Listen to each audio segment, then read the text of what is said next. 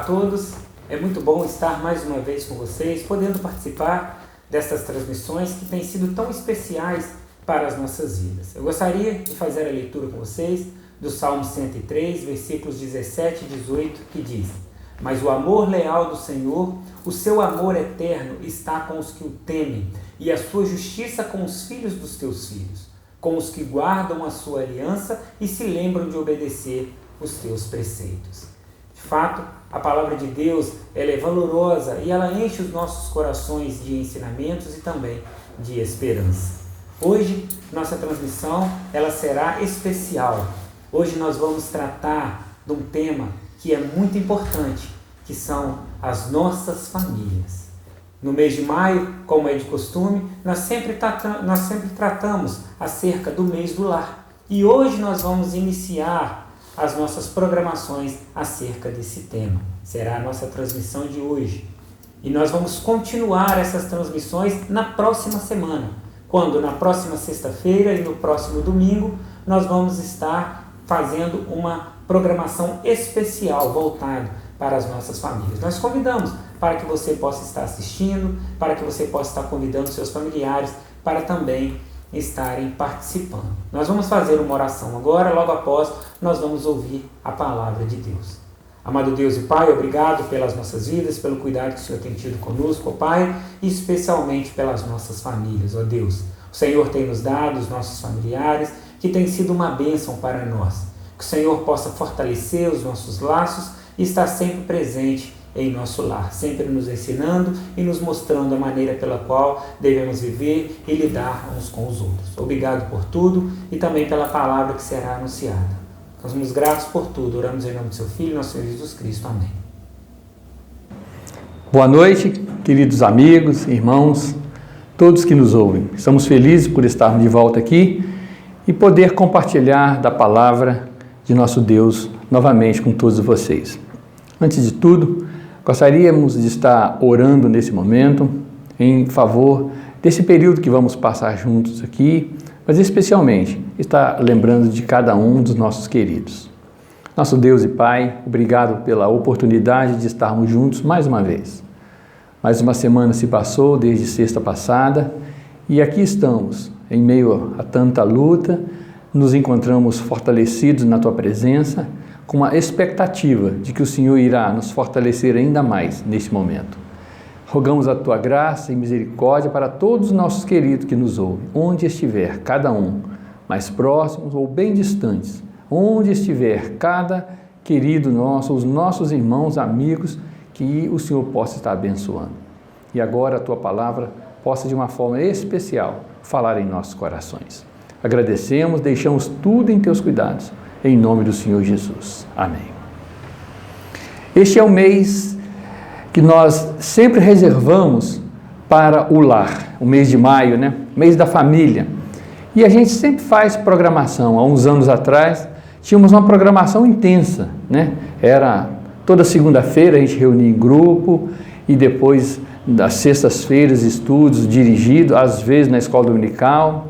Depois nós tivemos uma outra medida, fazer uma semana inteira, uma conferência, mas o objetivo nosso sempre foi, no mês de maio, priorizar o ensino para as famílias, porque sabemos que a família é o canal de bênção para o mundo.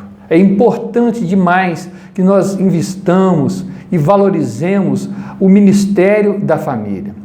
Quando Deus separou o seu servo Abraão, ele disse que através dele todas as famílias da terra seriam benditas. Paulo entendeu aquilo como o protótipo do evangelho de nosso Senhor Jesus Cristo. Porque através de Abraão, o povo de Deus, Israel, ele escreveu a Bíblia, preservou essas escrituras para nós, deu-nos o Senhor Jesus, porque ele nasceu em Israel. Então, e agora nós, famílias cristãs, fomos abençoados com este evangelho e compete a nós levar essa bênção para as outras famílias que ainda não receberam. Então, a família é um canal de bênção para todo o mundo, é importante isso, mas especificamente a família cristã, que é capaz de portar esse tesouro, essa pérola, que é o Evangelho de nosso Senhor Jesus Cristo. Então, por isso, nós valorizamos a família e dedicamos um mês de maio para a família e não esquecemos dela nos outros meses, não. Mas esse mês, a nossa ênfase é bem maior. E quando nós falamos de família, e nós falamos de lar, tanto é que nós chamamos de o mês do lar. Há muitos anos, mais de 10 anos, que nós já estamos investindo em material para a família. Eu olhei lá nos meus pertences lá, desde 2008, que nós começamos essa série. Sem contar que antes já havia uma série trazida pelo nosso irmão Dr. Timóteo e outros também. Mas muito bem, falando de família, nós queremos falar de lar, certo? A família é a primeira instituição divina. Nós lemos esse relato em Gênesis 2, de 21 a 25, que diz assim: então o Senhor Deus fez o homem cair em profundo sono, e enquanto este dormia, tirou-lhe uma das costelas, fechando o lugar com carne. Com a costela que havia tirado do homem, o Senhor Deus fez uma mulher e a trouxe. E disse o homem: esta sim é osso dos meus ossos e carne da minha carne. Ela será chamada mulher, porque do homem foi tirada.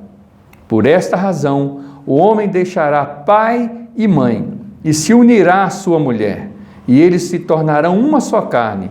O homem e sua mulher viviam nus e não se envergonhavam. Temos aqui a constituição da primeira família, a primeira célula, o primeiro núcleo familiar. Um casal que se admirou, a alegria do homem, com certeza da mulher, a expectativa de juntos darem início à constituição de algo muito extraordinário que eles não podiam fazer ideia, de uma grande bênção que seria a família. A família, na verdade, a família é o paraíso. Essa primeira família estava inserida no paraíso. E a família é um paraíso. É um paraíso para os filhos, é um paraíso para os cônjuges. E ela deveria permanecer assim, não apenas alguns anos ou alguns dias, mas ela deveria permanecer assim por toda a sua existência. Agora, quando nós pensamos em lar, nós sabemos de uma coisa, que a palavra lar, ela tem a sua origem latina. Os romanos, quando eles construíam as suas residências, eles sempre construíam uma lareira também. E a família se assentava ao redor daquela lareira. Primeiramente para se aquecer, para confraternizar. E aquela lareira, ela iluminava todo o ambiente.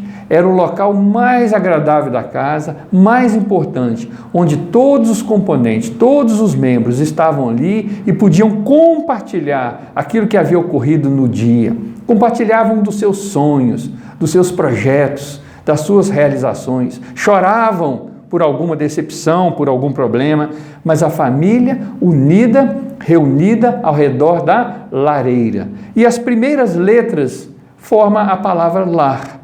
Então, a lareira, no caso, ela deveria permanecer sempre acesa.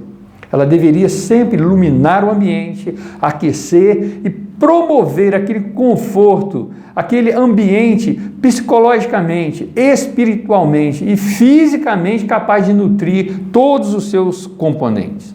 Agora, imaginemos se uma lareira dessa perdesse o seu calor, a sua luz, que tristeza seria para aquela família. Então, a gente pensa nisso, que o nosso lar, ele precisa permanecer iluminado, aquecido, um lar que promova e possa suprir essas necessidades que nós temos, que o ser humano tem, que os filhos têm, que os cônjuges têm, que os avós, que os tios, que todos nós temos, de estar tendo essa grande e maravilhosa comunhão. Mas nós sabemos de uma coisa, nós sabemos que muitas coisas contribuem para apagar, esfriar as lareiras dos nossos lares. Ou seja, tem muita adversidade batendo, dando contra os nossos lares. Nós sabemos que Satanás é um inimigo terrível. Ele quer destruir a nossa família, porque uma família destruída, famílias destruídas, uma igreja destruída. Igrejas destruídas, uma sociedade destruída. Uma sociedade destruída, pode ter certeza, o mundo está em colapso, o mundo está em caos. Então, muitas coisas penetram na nossa família com o objetivo de apagar a chama dessa lareira, para que o nosso lar, a nossa família, não produza o efeito esperado nos seus membros. E existem coisas que promovem o aquecimento, a iluminação, o aconchego e tudo isso. Então nós precisamos ver isso. Primeiramente, nesse estudo, nessa parte, nós vamos ver aquilo que tem contribuído para apagar as chamas em nossos lares. Muitas coisas, muitos fatores têm contribuído para isso. Lares, famílias estão esfriando, apagando. E nós precisamos conhecer isso muito bem antes de vermos aquilo que contribui para o seu aquecimento e iluminação.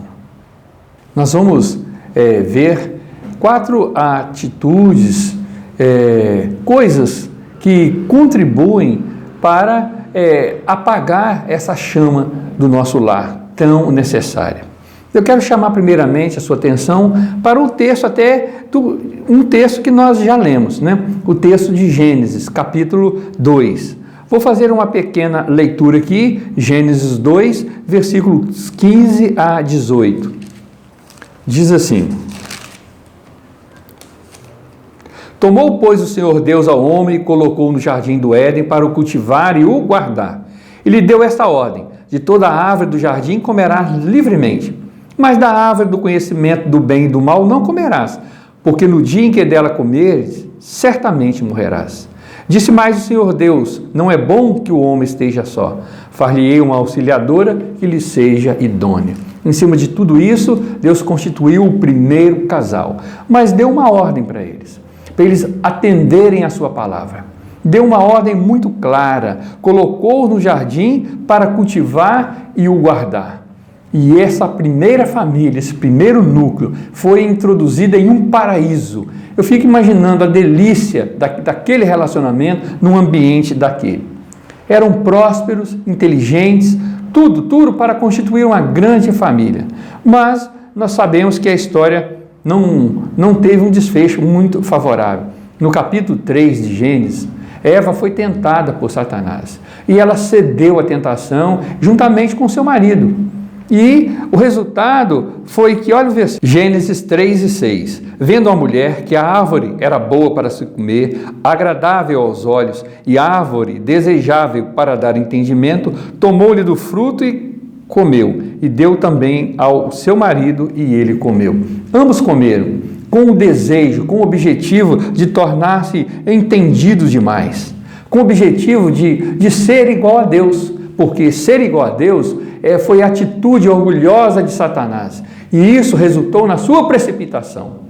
E esse veneno Satanás injetou no ser humano, e ele também desejou, como Satanás, ser igual a Deus, de uma forma imediatista, de um momento para o outro. Não é assim, não é assim que funciona, não seria dessa forma. E nós temos ali a queda, eles foram expulsos do paraíso, perderam aquela convivência maravilhosa, constituíram família, sim, seus filhos nunca respiraram o ar do paraíso, seus filhos devem ter ouvido muitas histórias fascinantes do paraíso, mas eles mesmos nunca estiveram lá. Por quê? Por uma falha. Mas que falha? Falha de não obedecer à palavra de Deus. Eu chamo isso de desvalorização da palavra de Deus. A ordem que Deus deu é para que eles cultivassem e guardassem o jardim, mas não o fizeram. A ponto de entrar no jardim um elemento estranho, como aquela serpente falando, enganando. E eles nem perceberam isso. Não perceberam essa estranheza em seu lar, não cuidaram um do outro, não cuidaram da situação, desvalorizando a palavra de Deus. Qual foi a consequência? Perda de bênçãos divinas. Quantos lares aí, quantos maridos, esposas, filhos desatentos, Sabe, não percebe, não vê a sutileza de coisas entrando em seu lar, coisas que vão destruir o lar, coisas que vão acabar com o relacionamento, coisas que vão fazer com que esse paraíso torne-se num deserto árido e hostil.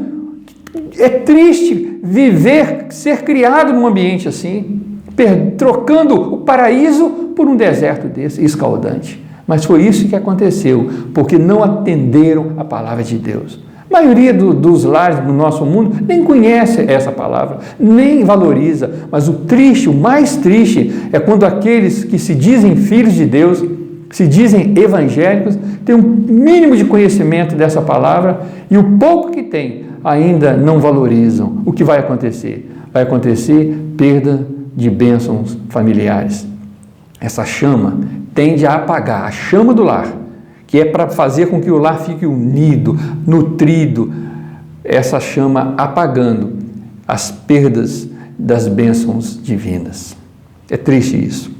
Logo, nós temos uma outra coisa que contribuiu grandemente para que a chama do lar fosse apagada. E essas coisas contribuem também nos nossos lares. Nós lemos isso em Gênesis 4, de 1 a 8. O que nós temos em Gênesis 4, de 1 a 8? O registro da primeira morte. Caim matou Abel. E isso trouxe uma tragédia muito grande para todos nós, para a humanidade. Mas é triste nós observarmos que Caim ficou tão aborrecido com o seu irmão, porque Deus agradou da oferta dele. E ele ficou tão irado com aquilo que ele não se controlou. Mas Deus ainda foi generoso. Deus ainda o avisou: olha, Caim, você precisa controlar esse jeito seu. Você precisa, ter mais paciência, mais calma, não faça bobagem, não. Caim não aguentou, a sua ira explodiu e ele assassinou o seu irmão. Eu fico pensando, gente, que ponto chega uma família em que um irmão mata o outro? Cadê os pais? Cadê a mãe? Será que eles não viram que desde a infância aquele menino já era meio bravo, violento demais? Não. Nunca esqueço um dia que um grande amigo meu disse que ele era jovem, foi jogar bola. E o pai dele observou ele jogando bola. E depois que terminou, o pai chamou e falou assim: meu filho, se você continuar assim, você vai ser um assassino. Que isso, papai? Meu filho, o jeito que você entrou naquele menino e a braveza, a violência com que eu vi você jogar, se você não controlar, você vai se tornar um assassino no futuro. E aquele jovem entendeu a mensagem do pai. Um jovem explosivo, mas ele conseguiu se controlar e não se tornou um assassino, não, pelo contrário, tornou-se um grande servo de Deus. Mas foi advertido pelo seu pai, foi observado pelo seu pai, cuidado pelo seu pai. Será que eles não viram como Caim já era? Será que aquilo não pode ter sido uma hora para outra, não? Então os pais não estão vendo o que está acontecendo dentro do próprio lar, eles não estão sabendo, eles não estão tendo controle dos filhos, das suas vidas psicológicas, das suas vidas espirituais. O pai não está vendo nada. Eu louvo a Deus pelo meu pai. Meu pai me dizia o seguinte: Gisemar, não briga não, meu filho, não briga na rua, não me pedia isso muito, eu era muito levado. E ele falava assim: mas não briga não, principalmente com o menino que tampa a pedra, não briga não, tá, Gisemar? Tá bom, papai. E um belo dia, eu estava perto do meu pai, e ele me deu um abraço, passou a mão na minha cabeça, bem aqui atrás, ele observou um galo. Falou: Gisemar, o que foi isso, meu filho? Ah, papai, eu levei uma pedrada. Mas, meu filho, eu falei com você para você não brigar, ainda mais com o menino que tampa pedra. Ah, papai, quando eu vi, só deu tempo de virar. Mas, sabe, eu louvo a Deus porque o meu pai me abraçou. Eu louvo a Deus porque ele passou a mão na minha cabeça. E ele viu e me ajudou. E você, pai, tem passado a mão na cabeça do seu filho? Não é passar a mão na cabeça para gambelar, não. É passar para ver. Você tem observado aonde ele está indo, o que ele está fazendo, com quem ele está relacionando? Quando a gente não vê essas coisas, se nós não virmos isso, é o fim da família. Então é preciso que os pais estejam por dentro de tudo que os meninos estão vendo, assistindo, com quem está relacionando, aonde está indo, na escola, o que ele está aprendendo.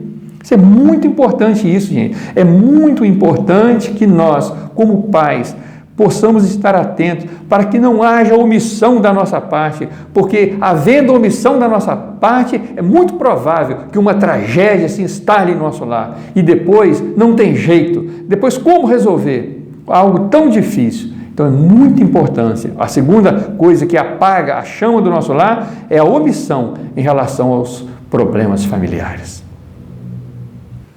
Uma outra atitude dentro de uma família que é capaz de apagar essa chama, que ilumina, que aquece, que promove comunhão dentro do nosso lar, nós chamamos de desrespeito aos pais. O primeiro mandamento com promessa, nós sabemos, honrar pai e mãe, para que os seus dias se prolonguem sobre a face da terra. Não há desculpa, não há justificativa para que um filho desrespeite o seu pai. Mesmo que ele possa aparentemente parecer indigno, mas esse mandamento deve ser observado, porque se nós não observarmos a palavra de Deus, com certeza vai haver o quê? A perda da bênção divina. Nós falamos sobre isso aqui. E o texto que nós temos de exemplo aqui é o texto de Noé. Noé, quando construiu a arca, salvou a si e toda a sua família, ele saiu da arca. O texto de Gênesis capítulo 9, a partir do versículo 15, diz que Noé, ao sair da arca, plantou uma vinha e do fruto ele fez o vinho e se alimentou daquele vinho. E ele era lavrador, ele entendia bem daquilo. E ele bebeu daquele vinho e se embriagou, e pôs-se nu dentro da sua tenda. Mas Cã, pai de Canaã, vendo a nudez do pai, fê-lo saber fora a seus irmãos. Então Sem e Jafé tomaram uma capa, puseram sobre os próprios ombros, e andando de costas, rostos desviados, cobriram a nudez do seu pai sem que a vissem. De quando Noé despertou do seu sono, ele soube o que tinha acontecido e o que seu filho mais novo tinha feito. Então ele disse: maldito seja Canaã, seja servo dos servos a seus irmãos. E ajuntou: bendito seja o Senhor, Deus de Sem, e Canaã lhe seja servo. Aquele filho que não teve uma atitude correta com o pai, num momento, vamos dizer, de crise, no momento em que realmente o pai, vamos dizer, não estava dando ali talvez um grande testemunho, como resultado, talvez da sua alegria, sei lá, não vamos culpá-lo de nada, mas a atitude do filho seria qual? De amor, de reverência, respeito, e ele não teve. Os outros filhos comportaram muito bem, e Deus abençoou, disse que bendito seja o Senhor, Deus de Sem. Deus seria o Deus de Sem. E Canaã seria amaldiçoado. E realmente os cananeus foram amaldiçoados, tornaram-se servos. Então, qual o resultado disso? O resultado do desrespeito é uma maldição. Um lar onde os filhos não respeitam, não obedecem, não ouvem, não valorizam os pais, infelizmente, é um ambiente propício para se instalar a maldição. Fiz uma visita a uma família hoje e levamos produtos de limpeza, de higiene pessoal, para que houvesse ali uma higienização. Havia muitos barata, escorpiões, muita coisa. E não adiantava nada só lançar o remédio. Tinha que limpar tudo primeiro, depois higienizar tudo, porque a falta de higiene propicia o desenvolvimento desses insetos tão perigosos. Então tem que haver uma limpeza, porque senão a maldição se instala. E os filhos precisam aprender isso. Por último, um último fator que contribui para o esfriamento dos nossos lares é a desvalorização do Senhor em detrimento dos seus filhos. Um texto muito conhecido que nós temos, um texto de 1 Samuel, os 4 primeiros capítulos de Samuel conta a história de Samuel. É uma história muito gostosa, a história de Samuel, muito interessante, muito bonita, as crianças conhecem, nós conhecemos muito bem. Mas no meio da história, do início, há uma história triste. Samuel foi levado para o templo e ele tornou-se, ele foi criado de certa forma pelo sacerdote Eli. E sacerdote Eli tinha 2 filhos chamados Ófine e Finéias. E o que a Bíblia fala sobre Samuel, sobre Eli, do relacionamento com os seus filhos? A Bíblia coloca isso de forma muito clara. Olha só o que a Bíblia diz acerca de Eli e o relacionamento dele com os seus filhos. Eram, porém, os filhos de Eli filhos de Belial, e não se importavam com o Senhor. Isso é um absurdo. O sacerdote, os seus filhos de Belial, idólatras, homens avarentos, homens dados à prostituição, filhos de Belial, era assim. Esses eram os filhos dele. Olha uma outra referência. Os filhos de Eli se fizeram execráveis, e ele os não repreendia. Esta é a epítome da tragédia familiar, ou seja, o resumo do fracasso de um lar, de uma família. Um pai que não cuida dos seus filhos, o pai omisso em relação à criação dos seus filhos. Quando isso acontece, o que vai acontecer é uma abominação ao Senhor. Um certo dia aconteceu que o povo de Israel estava numa guerra, e Ofni e Finéias foram para a frente da guerra. Eli, o sacerdote, ele tinha a idade de 98 anos. Ficou na cidade, na porta, esperando o resultado daquela luta. Acreditavam que ia vencer, porque a batalha estava na frente. Ofni e Finéias estavam ali na frente. O resultado foi que foi tomada a arca de Deus e mortos os dois filhos de Eli, Ofni e Finéias.